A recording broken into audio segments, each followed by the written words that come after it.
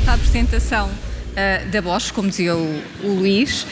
Temos então o Francisco Duarte, que tem uma apresentação que eu tenho aqui como tema 2025 é agora. Não sei se eram por isso, mas pelos vistos já estamos. Exato.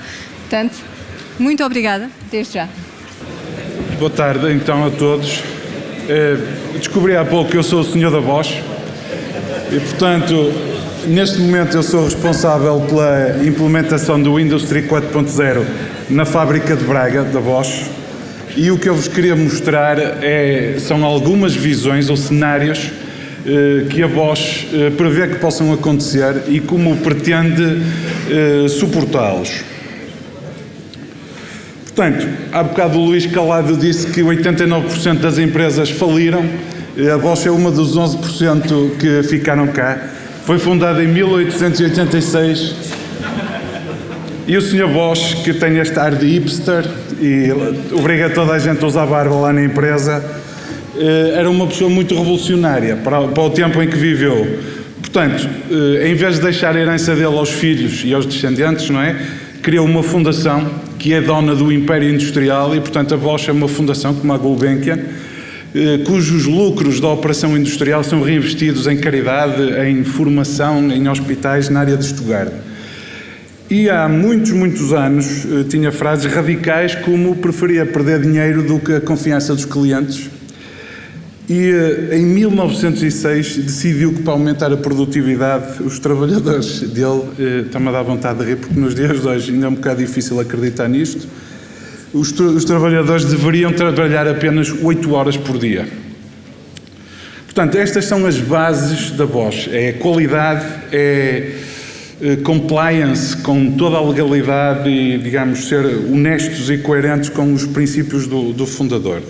Portanto, obviamente que as empresas existem para dar dinheiro e, baseado nestes princípios, a Bosch, o ano passado, bateu o recorde de vendas com 70 mil milhões de faturação, adicionou 85 mil novos colaboradores, ficando com um total de 375 mil, isso deu-se à aquisição de uma parte de eletrodomésticos em conjunto com a Siemens e, portanto, cresceu em todos os níveis, em mercados, em faturação. Outra área muito interessante é que algumas pessoas têm a ideia que a Bosch é uma empresa que vende eletrodomésticos, não é? Vocês podem descobrir que a grande parte dos vossos automóveis são Bosch e por causa disso, por exemplo, o ano passado, em média, por cada dia útil de trabalho, a Bosch conseguiu submeter 22 patentes, totalizando mais de 5.400. Centros de desenvolvimento a nível mundial tem 118 com mais de 50 colaboradores, os outros são pequenos centros que não são contados e, portanto, existe uma rede mundial de desenvolvimento, de know-how, de gestão do conhecimento e de, vamos dizer assim, de criar perspectivas de suporte às novas tecnologias e às tendências da sociedade. Em Braga nós somos mais humildes um bocadinho, somos só 2.000, mesmo assim faturamos 430 milhões de euros o ano passado, 99,9% tirando o que vai para a outra Europa é para exportação. Dentro de 3 anos estamos a pensar faturar 1.000 milhões de euros e daí vocês repararem que é um crescimento mais do dobro e que vai criar muito stress na organização, muitos desafios e muitas oportunidades.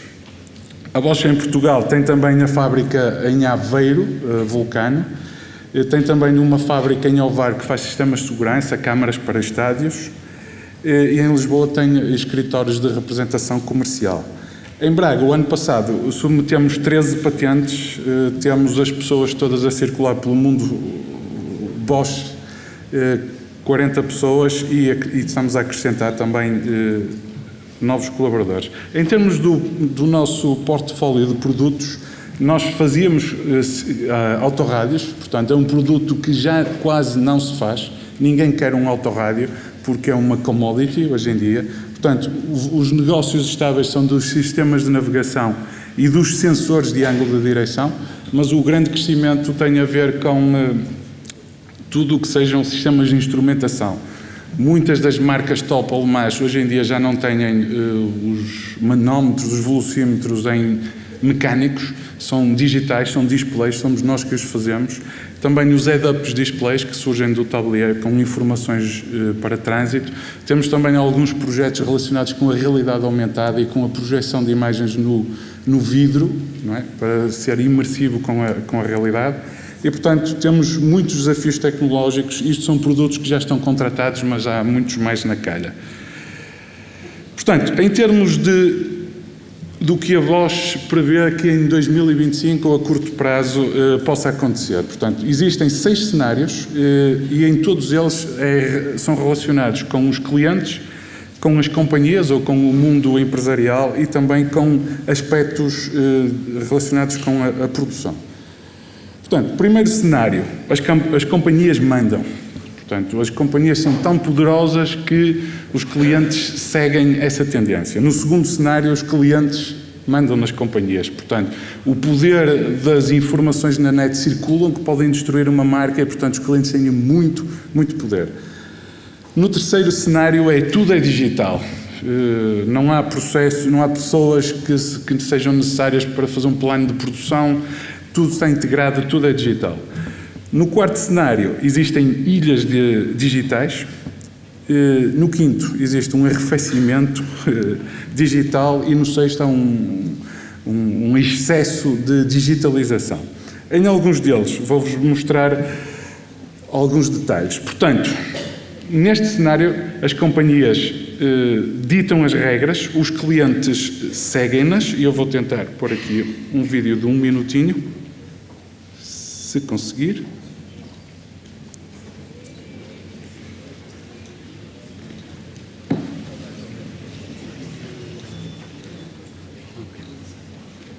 In this scenario, just a few companies control most people's lives. Sarah, age 28, is one of the few people who still have work. Her old refrigerator is broken. It automatically sends a signal to the original manufacturer. She works in R&D. Automation has eliminated most low-skilled jobs, as well as the middle class. She receives an online offer for a new refrigerator. As soon as food starts to run out, her new connected refrigerator independently orders fresh supplies. Sarah is a very transparent customer, but she couldn't care less. In this, she is no different from most other consumers with money in this divided world. Worldwide, there is no longer any warehousing. Digital process optimization means everything is produced and delivered just in time. The robots working for different companies use secure networks to communicate with each other. Such security is expensive. Sarah can no longer get by without her digital helpers. She lives in 2 worlds, offline and online. Although companies know every last detail about their customers, purchasing power is low in this divided, corporate-dominated world. Companies take over. Digital customers follow. Portanto, neste cenário, como viram, os clientes aceitam que os seus dados sejam partilhados e vivem bem com isso e querem. As companhias não têm estoques, portanto é um objetivo, vamos dizer assim, uma utopia, produzir on demand, não ter estoques e, portanto, é um dos cenários prováveis que possa acontecer. No segundo cenário, já não é bem assim, portanto, nós, clientes das empresas, temos uma palavra a dizer, somos renitentes. In this scenario, companies are service providers for their customers. Max, age 29, loves going out for rides on his e-bike. He customizes his bike to suit his own personal taste. When he's finished, he proudly shares the result online. Using the communal 3D printer of his apartment complex, he makes his own helmet, which fits perfectly. The result is an individualized product. His bike computer knows exactly how many kilometers he has to ride to reach his personal fitness goals. The bike and the computer are interconnected, and even though they are made by different manufacturers, their designs correspond. Close collaboration and digital communication are a matter of course for all companies. If something fails to meet Max's expectations, he shares his dissatisfaction online. On the internet, every opinion is important, and both customers and manufacturers are well aware of this. Max knows who the companies are because all companies do their best to be transparent. Max is also a transparent customer. His personal data is freely accessible. But if anyone should misuse his data, he knows he can retaliate. On the internet, every voice is heard. In the digital world, the consumer is king. Customers rule global digital markets. Portanto, segundo cenário, nós somos poderosos se nos organizarmos e se pusermos em causa o valor de uma marca. Portanto, terceiro cenário, existem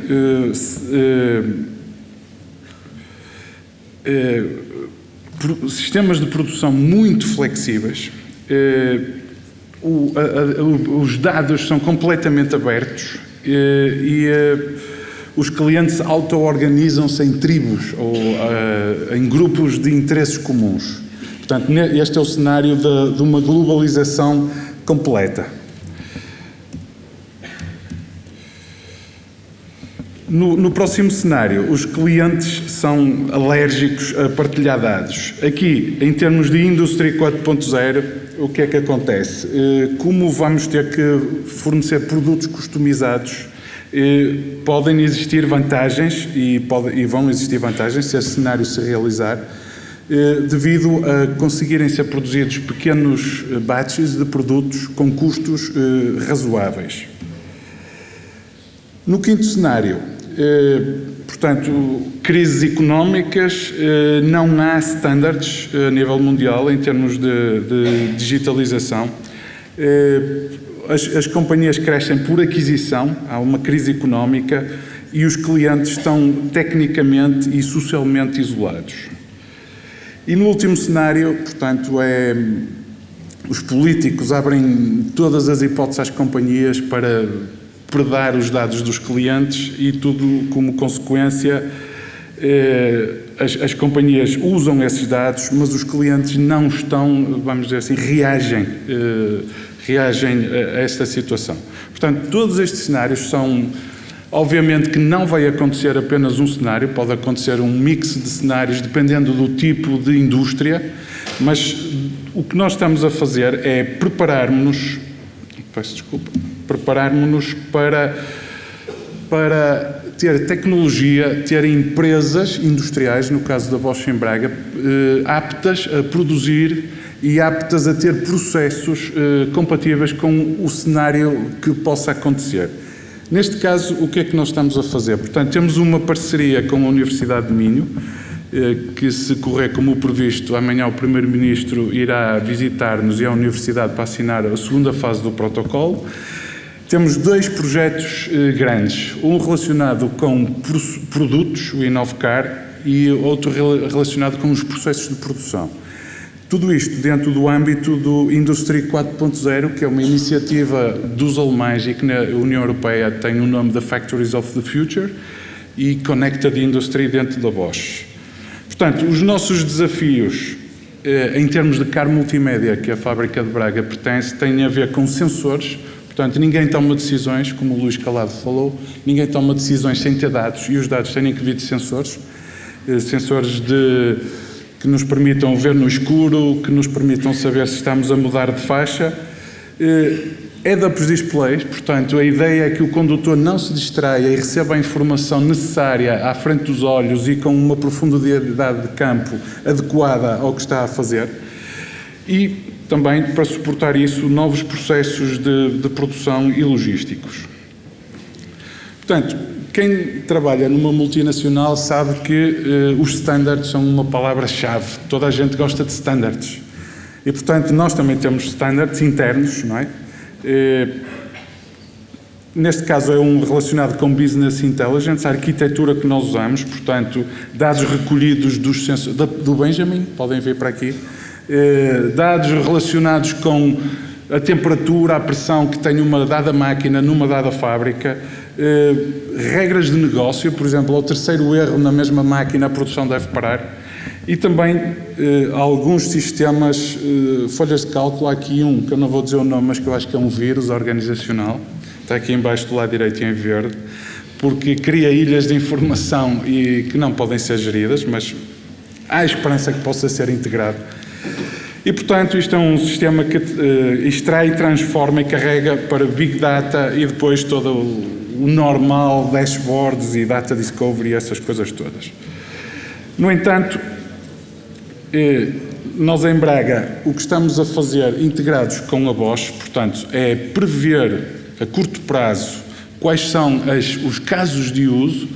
Portanto, há pouco também o Luís Calado falava na questão da segurança. A segurança é o requisito não funcional. Portanto, em termos de Internet of Things ou de Big Data ou do que for, os requisitos não funcionais têm que ser garantidos. O que eu acho que falta no momento são casos de uso. Portanto, as pessoas têm tecnologia, mas não sabem para que é que aquilo serve.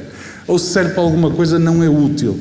Hoje em dia, muitos dos casos de uso que nós temos, há estudos que provam que 80% das funções, por exemplo, de um autorrádio não são usadas, tirando o volume e o basse de vez em quando.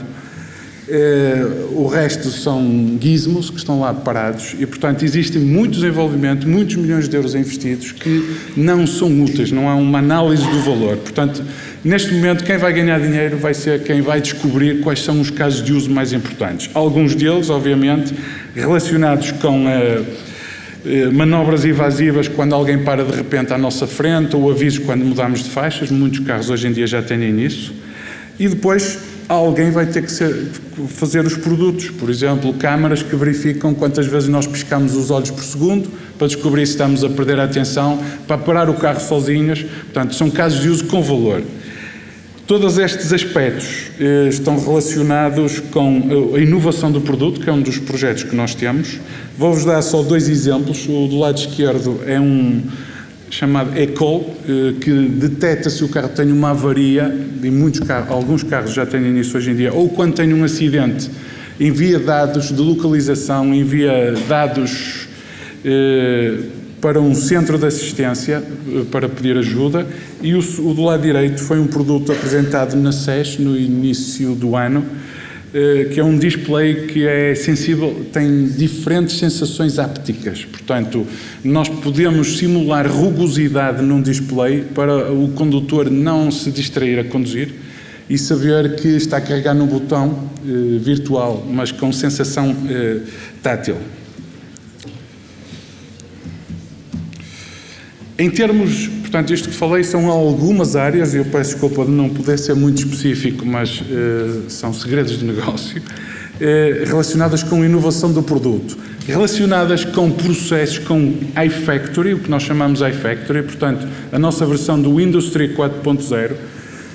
O que é que vai acontecer em termos de organização fabril? E, portanto, eu acho que as hierarquias departamentais que nós vemos nas grandes organizações têm tendência a acabar. Não há outra hipótese. Pelo motivo simples, nós temos projetos e temos dados e temos informações que são transversais a um processo. Por exemplo, o processo de valor acrescentado, fulfillment, que tem a ver com comprar materiais, pô-los na fábrica, distribuí-los, produzi-los e expedir produtos. Não faz sentido que cada um destes bocados seja atribuído a um departamento. Portanto, isto vai obrigar a transformações, na minha opinião, profundas em termos de organização fabril, mas vai criar oportunidades para as empresas serem muito mais eficientes, dado que os dados podem estar todos integrados. Por exemplo, um fornecedor que tem uma avaria numa máquina, automaticamente pode comunicar ao seu cliente que só vai ter a peça disponível no dia X e automaticamente os planos de produção e os programas que estão nas máquinas podem ser alterados e a comunicação ao cliente do cliente fica automaticamente informada e não é preciso nenhuma pessoa nem nenhuma decisão humana para tomar a melhor opção. Esta tecnologia existe hoje em dia, é uma questão de a sincronizar e de a integrar. Este é o grande desafio, a integração da tecnologia já disponível atualmente. Portanto, alguns projetos que nós temos nesta área. Por exemplo, queremos saber quais são os dados que nos possam indicar que vamos ter um problema num produto nosso que está dentro de um carro, mesmo sem o problema ocorrer. Qual é o conjunto de eventos, a pessoa X na máquina Y, mesmo sem ter dado um erro explícito, pode induzir que nós possamos ter um problema no futuro. Este é um dos projetos que nós temos, vários outros, alguns relacionados com a tecnologia de produção mesmo. Por exemplo, neste caso do optical bonding, é uma resina que fica entre os vidros dos displays para melhorar a legibilidade em condições de luz forte. Por exemplo, um display numa moto tem que estar apto a ter chuva, a ter sol e a ser legível em qualquer condição. Não pode ser como a maioria dos telemóveis, quando estamos na praia, andar a tentar ver o melhor ângulo para descobrir a informação que lá está dentro. Portanto, em termos de tecnologias com que estamos a lidar neste momento, é Internet of Things, Private Clouds, e depois Web Servers e Test Chains, obviamente. Em termos de processo de desenvolvimento de software, ainda não há muita informação sobre como se deve desenvolver software para um sistema integrado da Indústria 4.0. Muitas ideias de Scrum, muitas ideias de processos mais iterativos e incrementais ou processos mais prescritivos. Não há ainda uma decisão sobre quais são as melhores formas de desenvolver software. Em termos de data layer, muito importante as conexões tanto para embebidos como para sistemas ERP. E depois, no meio, todos aqueles layers relacionados com inteligência artificial, decision making. Ontology é um ponto que eu acho extremamente importante. Se nós vamos ter diferentes sistemas a cooperar, tem que haver em algum lado um repositório semântico que nos permita perceber se, quando estamos a falar de uma paragem de produção no sistema A, tem exatamente o mesmo conteúdo de uma paragem de produção no sistema B.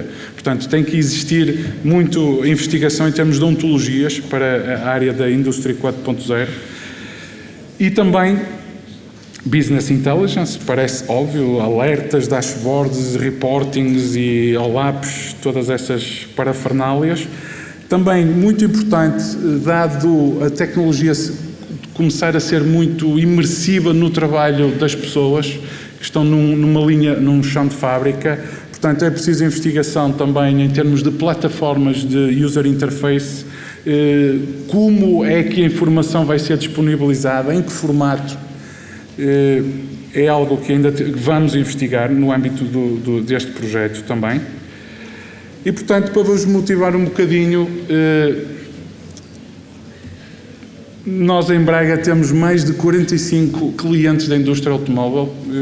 Alguns eu só ouvi falar uma vez na vida, mas outros são muito conhecidos. Todos os major players da indústria automóvel são nossos clientes. Portanto, temos todas as semanas 2, 3 visitas de clientes, é uma diversão, garanto-vos. Ninguém dorme. A fábrica de Braga fica quase no centro, demoram 5 minutos e garanto-vos que não há filas de trânsito nunca para circular em Braga. Em termos de tecnologia, nós temos mais de 20 linhas de inserção automática, o nosso core business é SMDs, portanto, aqueles chipzinhos muito pequeninos que estão numa placa PCB, isso é a base de tudo. Somos uma empresa que também dá muita importância aos aspectos organizacionais. Neste caso, a UFCAM é um modelo de excelência. Nós fomos finalistas europeus. Segundo este modelo, somos uma das 18 mais excelentes empresas da Europa. Mas também sabemos fazer festas, portanto, as pessoas divertem-se, não é só trabalhar, porque isso não faz bem à saúde. Portanto, fazemos festas no Natal, na praia, na Páscoa. Da fábrica a porem o pé na areia demora 22 minutos. Para quem acha que Braga fica no interior, desafio-vos a fazer o mesmo. E também temos algumas iniciativas que eu acho muito interessantes. Há 15 dias iniciámos um programa doutoral em conjunto com a Universidade do Minho, em que os alunos do programa doutoral vão ser expostos a problemas complexos de engenharia, problemas reais da fábrica de Braga, que é uma vantagem para nós porque vamos ter massa cinzenta a pensar adicionalmente nos nossos problemas, mas é uma vantagem para os alunos porque os protótipos, as ideias, são imediatamente materializáveis.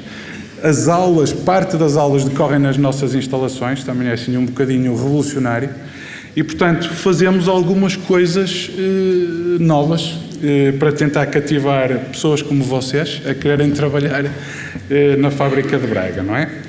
Portanto, aqui a questão é se vocês nos querem ajudar a moldar o futuro.